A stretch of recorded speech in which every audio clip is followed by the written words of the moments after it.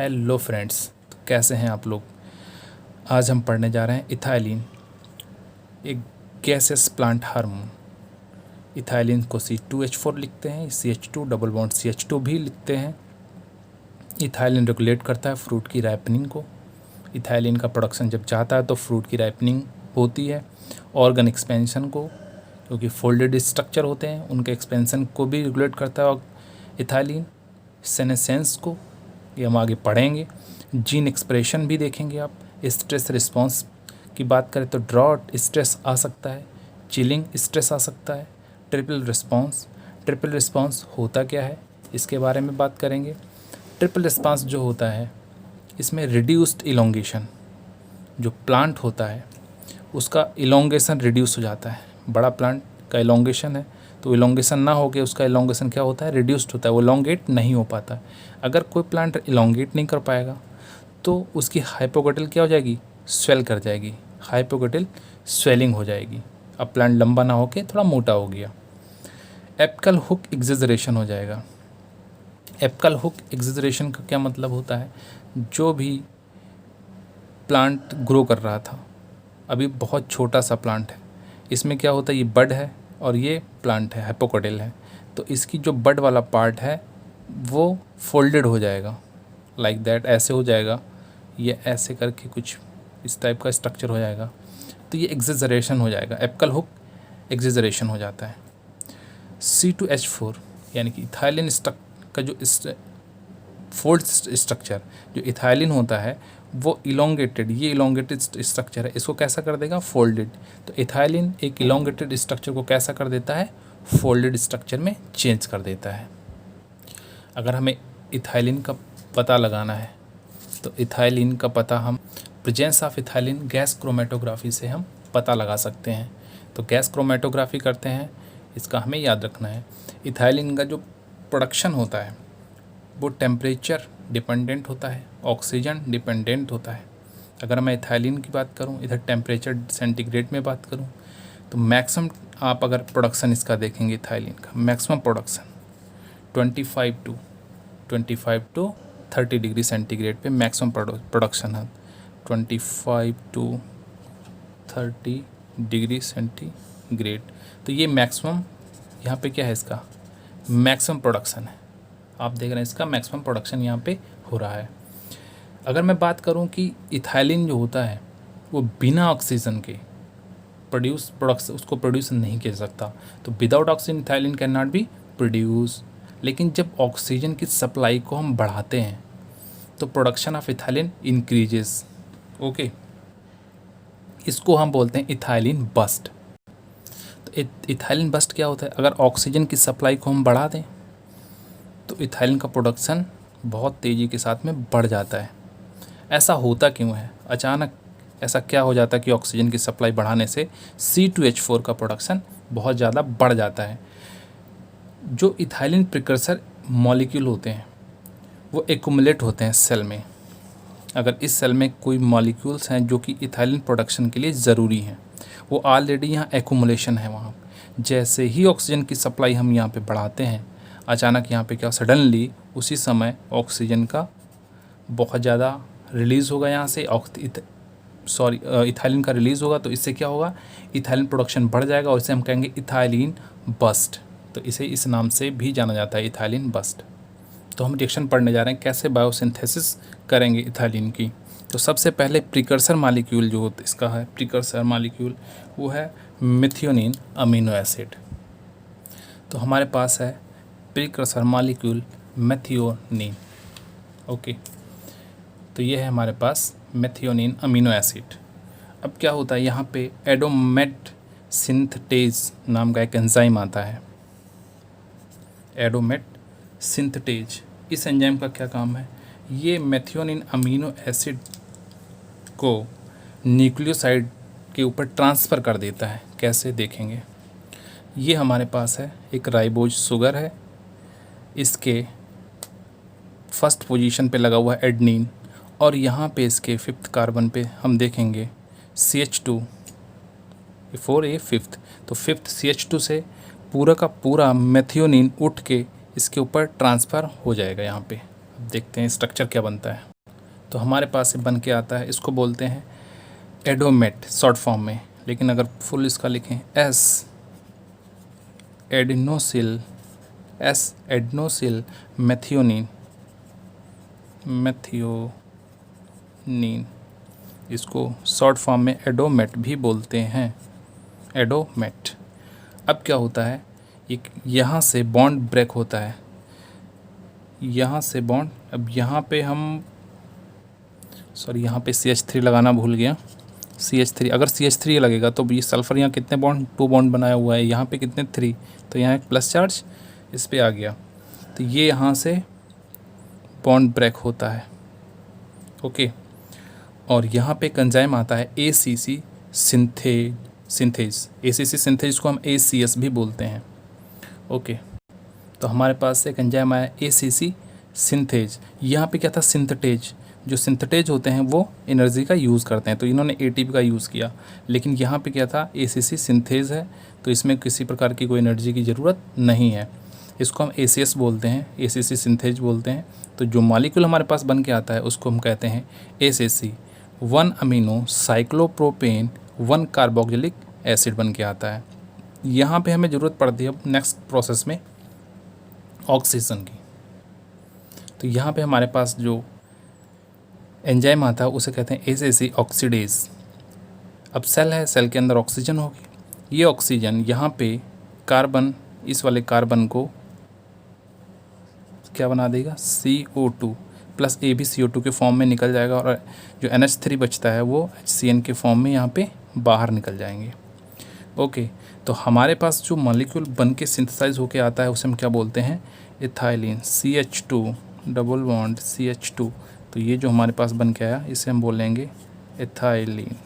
तो ethylene molecule हमारे पास finally बन चुका है, लेकिन प्रोसेस अभी कंप्लीट नहीं हुआ है। तो यहाँ पे हम एडोमेट्स को फिर से यहाँ से CH3S बॉन्ड के जनरेशन के लिए एक साइकिल चलती है जिसको बोलते हैं यंग साइकिल, तो यंग साइकिल चलाएंगे अभी यहाँ पे, तो उससे क्या होगा, CH3S बॉन्ड का जनरेशन होगा, फर्दर ये रिएक्शन में पार्टिसिपेट करेगा और फिर से इथाइलिन का प्रोडक्शन होगा। तो S एडनोसिल मेथियोनिन जो होता है यहाँ पे उससे बनता है 5 मिथाइल थायोएडेनोसिन, तो ये हमारे पास है यंग साइकिल। एडोमेट को हमने फिर से कुछ प्रोसेस होते हैं, 5 मिथाइल थायोएडेनोसिन बनाते हैं, इससे 2-3 प्रोसेस और होते हैं जिसके थ्रू यहाँ पे किसका जनरेशन होता है, CH3 बॉन्ड का, और फिर से जो अमीनो एसिड बनता है उसको बोलते हैं मेथियोनिन। अब इस मेथियोनिन अमीनो एसिड का फिर से पार्टिसिपेशन होता है और फिर से हमारे पास क्या प्रोडक्शन होता है, इथाइलिन। ओके, तो यहाँ पे हमने ये बायोसिंथेसिस में इस पूरी बायोसिंथेसिस कंप्लीट कर ली। अब कुछ इनहिबिटर होते हैं जो कि कुछ प्रमोट करते हैं इथाइलिन बायोसिंथेसिस को, वो हम पढ़ेंगे। तो अभी हमने पढ़ा ACC सिंथेस क्या करता है, वो ACC बनाता है। तो बात करेंगे ACC की, उसको कौन कौन से फैक्टर होते हैं जो प्रमोट करते हैं। ओके, तो यहाँ पे हमारे पास फर्स्ट आता है, फ्रूट अगर राइपेंड हो रहा है तो ये प्रमोट करता है इथाइलिन की सिंथेसिस को, और फ्लावरिंग सेंसेंस हो गया, वुंड हो गया, उसकी वुंडिंग हो गई, चिलिंग इंजरी हो गई, या ड्रॉट स्ट्रेस हो गया, या फ्लडिंग हो गई, तो ये सब क्या है, इसको प्रमोट करते हैं इथाइलिन की सिंथेसिस को। तो हमारे पास fruit ripening, flower senescence, wounding and chilling injury, drought stress, flooding हो गई, तो ये कि सारे के सारे जो हैं ये क्या करते हैं, प्रमोट करते हैं इथाइलिन की बायोसिंथेसिस को, इथाइलिन की सिंथेसिस को। कुछ इनहिबिटर भी होते हैं। ओके, और ये सारे के सारे किस लेवल पे, ACS सिंथेज पे फंक्शन करते हैं। ACS सिंथेज, ACS सिंथेज को प्रमोट करेंगे, तो जब ACS सिंथेज प्रमोट होगा तो इथाइलिन प्रोडक्शन भी बढ़ जाएगा। कुछ इनहिबिटर होते हैं जो ACS सिंथेज के इनहिबिटर होते हैं जिससे इथाइलिन प्रोडक्शन घट जाता है। तो ये कुछ इनहिबिटर होते हैं, इनहिबिटर हैं AOA and AVG। First AOA इसको कहते हैं amino oxy acetic acid, and AVG amino ethoxy vinyl glycine. तो ये जो इनहिबिटर होते हैं ये किसको इनहिबिट करते हैं, ACS सिंथेस को, जिससे क्या इथाइलिन का प्रोडक्शन भी उससे डिक्रीज़ होता है। तो यहाँ पे हमारे पास ACC ऑक्सीडेज पे कुछ फंक्शन करते हैं, जैसे कि कोबाल्ट हो गया, एनएरोबायोसिस हो गया, मतलब ऑक्सीजन की कमी हो गई, या टेम्परेचर जो है था ग्रेटर देन 35 डिग्री सेंटीग्रेड। तो ये होता क्या है कि अगर ये कंडीशन फुलफ़िल हो रही हैं तो ये इन्हिबिटर होते हैं। किसके इन्हिबिटर होते हैं? ACC ऑक्सीडेज के इन्हिबिटर होते हैं। अगर ACC ऑक्सीडेज इन्हिबिट कर जाएगा तो फर्दर इथाइलिन का प्रोडक्शन नहीं हो पाएगा। तो ये इन्हिबिटर होते हैं, कुछ प्रमोटर के फॉर्म में फंक्शन करते हैं, जैसे कि राइपनिंग हो गई, फ्रूट की अगर राइपनिंग हो रही है तो वो प्रमोट करेगा किसको? इथाइलिन की सिंथेसिस को। तो इथाइलिन का जो अब पढ़ेंगे रेगुलेशन ऑफ ACS। अभी हम पढ़ने जा रहे हैं रेगुलेशन, और किसका रेगुलेशन पढ़ेंगे? ACS का। तो जो इथाइलिन का प्रोडक्शन होता है उसको हम रेगुलेट कर सकते हैं ACS से। तो ethylene production is regulated by ACS। तो ACS जो होता है इनकोडेड होता है by family of 9 gene, family of 9 gene. तो फैमिली ऑफ 9 जीन, इससे क्या होता है? ACS इनकोड होता है, और ये एक टाइमर फॉर्म में होता है। किस फॉर्म में होता है? टाइमर फॉर्म में। ये टाइमर फॉर्म में होता है। जो ACS प्रोटीन होती है उसका रैपिड प्रोटियोलिसिस होता है। कौन करता है? ETO1 protein. चलो देखते हैं इसको। तो ये हमारे पास ACS प्रोटीन है, इसको रैपिड प्रोटियोलिसिस कौन कराता है? ETO1 protein.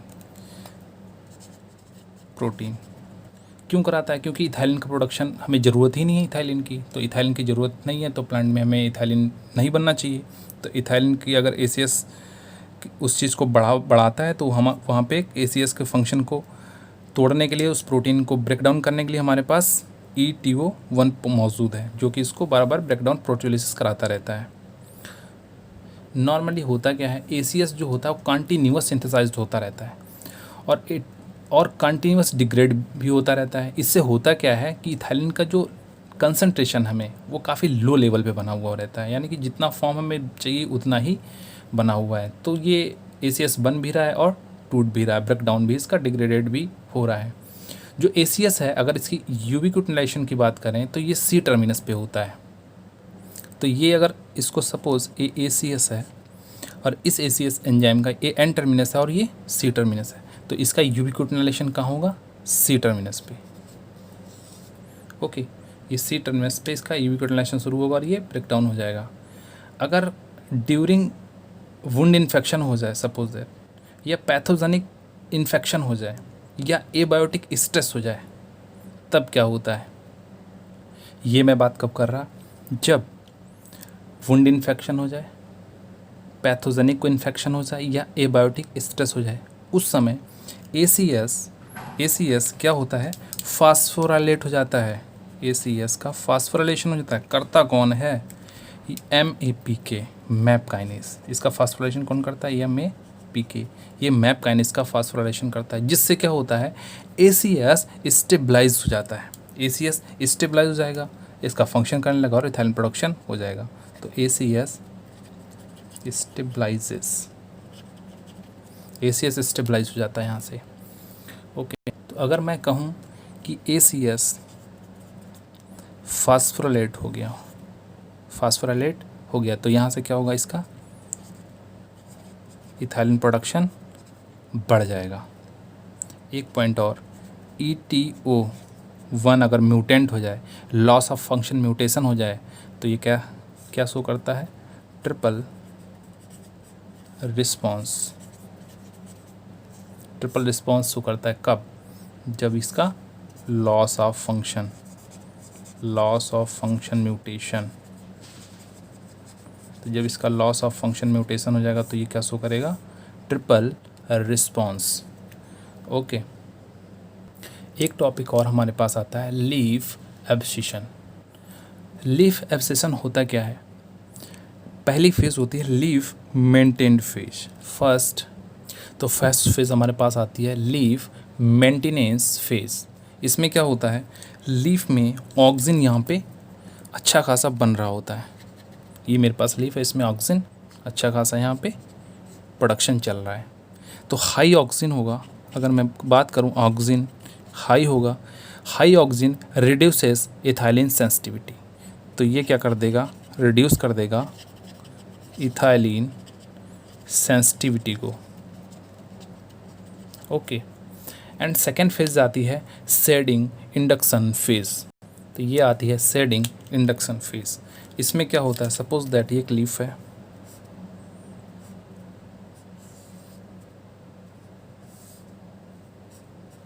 इस लीफ में क्या होता है कि ऑक्सीजन जो होता है ये बनना, इसका प्रोडक्शन बंद हो जाता है, बहुत कम होता है ऑक्सीजन। तो ऑक्सीजन का प्रोडक्शन बहुत कम हो जाता है। इससे होता क्या है कि इथाइलिन का प्रोडक्शन यहाँ पे बढ़ जाता है, इथाइलिन। तो ऑक्सीजन जो होता है रिड्यूस हो गया, इथाइलिन का प्रोडक्शन बढ़ गया। तो इथाइलिन का प्रोडक्शन बढ़ जाने से ये ट्रिगर कर देता है, शेडिंग फेज को ट्रिगर कर देता है, बढ़ा देता है, इन्हेंस कर देता है यहाँ से। तो यहाँ शेडिंग होता है, यहाँ से इस फेज को ये ट्रिगर कर देता है। ओके, नेक्स्ट फेज आती है shedding phase, and third phase है शेडिंग फेज। इसमें क्या होता है, इसमें लीफ हमारे पास शेड हो चुकी होती है, यहाँ से लीफ यहाँ पे शेड हो गई है।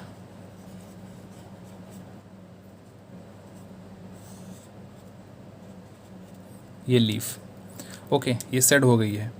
तो ये लीफ जब शेड होती है तो पूरी ये येलो हो जाती है। किस कलर की, येलोइंग हो जाती है लीफ में। ओके, तो यहाँ से क्या होता है कि इथाइलिन का लेवल बहुत ज़्यादा बढ़ चुका होता है इस समय, और यहाँ पे सिंथेसिस होती है एंजाइम हाइड्रोलाइसिस। तो ये जो हाइड्रोलाइज एंजाइम होता है, ये सेल वॉल को ब्रेक कर देता है। तो यहाँ से सिंथेसिस होती है एंजाइम की, that hydrolyse the cell wall of, cell wall किस, क्या सेल वॉल, पॉलीसैकेराइड्स। तो यहाँ पॉलीसैकेराइड की जो सेल वॉल होती है वहाँ पे इसको ब्रेक कर देता है। रिजल्टिंग क्या होता है, सेल सेपरेशन हो जाती है, लीफ एब्सिशन होता है। तो यहाँ से सेल आपस में सेपरेट हो जाएंगी और लीफ एब्सिशन हो जाएगा। तो ये थी हमारे पास लीफ एब्सिशन। अब नेक्स्ट लेक्चर में हम पढ़ेंगे इसकी जो मोस्ट इम्पोर्टेंट इथाइलिन की सिग्नलिंग है। तो अभी हमें पढ़ना है सिग्नलिंग, तो वो हम पढ़ेंगे नेक्स्ट लेक्चर में। और thank you for watching. Sorry friends, कुछ इन्वर्टर्स रह गए थे तो साथ ही इनको भी हम लोग पढ़ लेते हैं, वरना ये लेक्चर में कवर नहीं हो पाएंगे। तो इन्वर्टर जैसे कि CO2 है, CO2 AgNO3 सिल्वर थायोसल्फेट, ये भी इथाइलिन के एक्शन को इनहिबिट करते हैं। तो ये इन्वर्टर भी याद रखना है, CO2 काफ़ी इंपॉर्टेंट है, यहाँ से क्वेश्चन आ सकता है।